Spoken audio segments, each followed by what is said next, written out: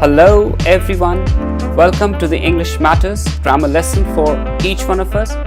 In this lesson, I will teach you about time and tense. Now this lesson is just an introduction.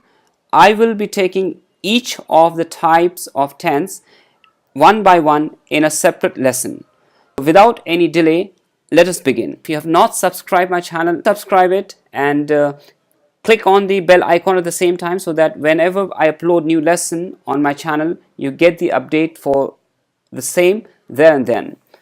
Okay, when you talk about time and tense, so time is basically, it is something to do with we have got three different times: past time, present time and future time.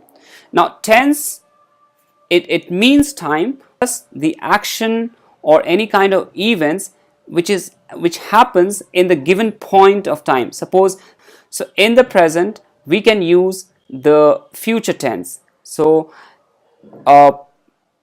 in a certain given point in time we can talk about any kinds of tenses. So let us start one by one. The first one we have got here is, when we talk about tense, it is to do with the form of verb, and basically main verb.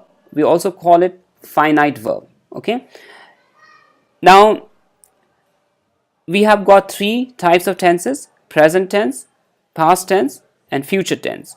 In English grammar, we are only concerned about present tense and past tense, because for any kind of future incidents we have another set of modal auxiliaries which we use to talk about the future events. But just to keep it in flow, I have also mentioned this future tense in this particular lesson. Okay, but do remember that we do not consider the future tense as one of the tenses. When you talk about present tense, there are four types of present tense: simple present, we also call it present indefinite, present continuous, present progressive, present perfect tense and present perfect continuous or present perfect progressive. So these are the four types of present tense. Starting with simple present or present indefinite, the structure looks like that. You got subject and we use the first form of the verb.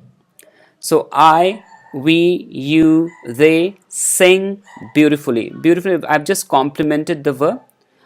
He, she, it sings beautifully. So we have got verb, the first form, we have to add s or es according to the demand of the verb.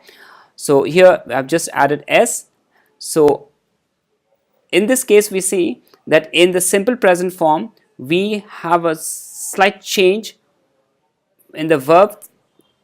With the first section of I, we, you, they, we have used just the first form without s, but we have added s to he, she, it. Okay, so this is the basic structure. Going forward, I've got present continuous tense or present progressive tense. Now in this, the structure looks like that. If I've got subject I, we use the helping verb am plus verb first form ing. We, you, they are verb first form ing. So it will be I am singing, we, you, they are singing beautifully. Okay, but he, she, it is singing beautifully. So this is the structure of present continuous tense. Now here I have used the helping form of verb to be, like is, am, are, depending on the subject, to modify the main verb. Okay, but unlike in the simple present, we never use the helping verb. But apart from simple past and simple present, we always have helping verb right before the main verb to talk about the flow of event in the given point in time. Okay, now let's go ahead with the present perfect tense. Now present perfect tense, I, we, you, they, we use have, he, she, it, we use has plus third form of the verb. So I, we, you, they have sung beautifully.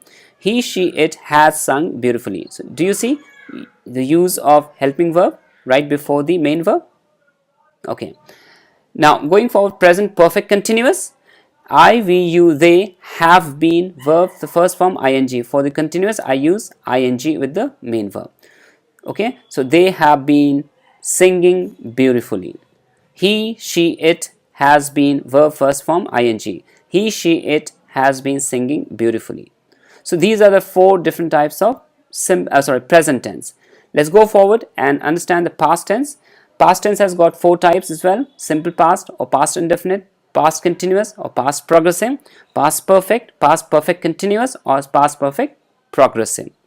Now, when we want to understand the simple past form, it looks like whatever the subject is, I, we, you, they, he, she, it, we use the second form of the verb. So here it will be I, we, you, they, he, she, it sang beautifully. Sing, sang. So second form of the sing is sang. Okay. Now, when we have this past continuous or past progressive form, we use I was, we, you, they were, and with the verb first form I use the ing form of the verb. So I was singing beautifully, we, you, they were singing beautifully. But for the third person, he, she, it was singing beautifully. So this is the structure of past continuous or past progressive tense. Let's go ahead and understand the past perfect tense. So no matter whatever the subject is, I, we, you, they, he, she, it, we use had.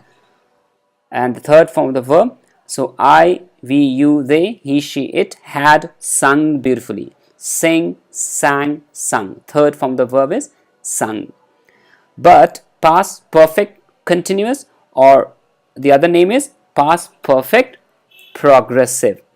Past perfect progressive. The structure is, if the subject is I, we use had been, and if so rather let it be this way, whatever the subject is, we use had been, and the first form of the verb we use ing. So if you go ahead with the structure, it will be I, you, we, he, she, it, they had been singing beautifully. This is also a simple structure to understand the past perfect continuous or past perfect progressive tense. However, when we talk about future tense, again four types: simple future or future indefinite, future continuous or future progressive, future perfect continuous, or future perfect progressive. So these are the four types of future tense. The structure looks like this. Simple future will look like I, you, we, they, he, she, it, whatever the subject is, we use will and the first form of the verb. So I, we, you, they, he, she, it will sing beautifully. Okay. Sometimes we use I, and with I and we use shall as well. So I, we shall sing beautifully. We shall sing. Okay. But this is the structure: will plus the first form of the verb. However, for future continuous, we have I, you, we, he, she, it, they will be first form of the verb ing. So I, we, you, they, he, she, it will be singing beautifully. So this is structure: will be plus verb first form, and with that ing form. Will be singing, will be dancing. However, future perfect, whatever the subject is, we use will have.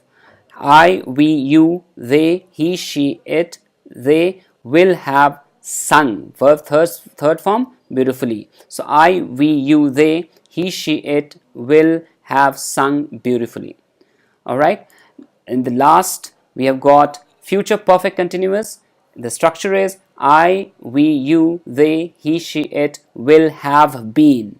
Then first form of the verb ing form added to that. So I, we, you, they, he, she, it will have been singing beautifully. But for the future event, we have models in place which we use because there is no as such certainty that something which we are trying to expect to be done in future, we are not sure about it whether it's going to happen or not. So we cannot use will in that case. You know the contradiction. If you're using will, it means it's for sure. So where is the assumption? So future event cannot be sure. So that's for that reason we use modal verbs like may, might, or would, should. So all these. But as far as the tenses are concerned, so we consider present tense and past tense to be the form of the tenses, and basically we have a simple present and simple past where we make some changes in the main form of the verb by adding s, es, ed or d, but the other forms of like continuous or perfect, we have to have the helping verb to modify the main verb. So I will definitely explain each of the tenses in a separate lesson. Just go through this lesson, clarify the structure of the tenses, so that whenever I talk about the structure, you should not get confused. If you have any question, do ask me in the comment section below.